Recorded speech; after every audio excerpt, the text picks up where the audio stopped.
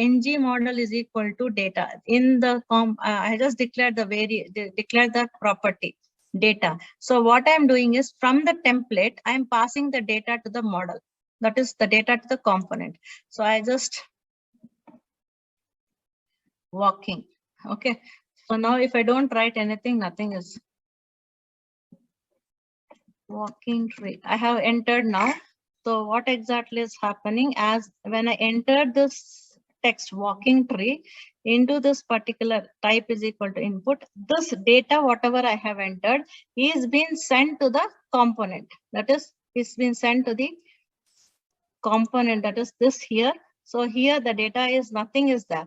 From here, again, what exactly is happening? The data is coming back to the template.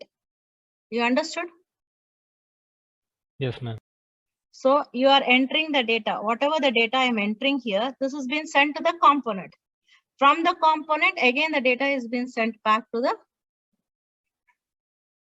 template. So data has been sent from the component, from the template to the component, and from the component to the template. So this is where you can just use the concept of two-way data binding. Hope you understood, or still you have any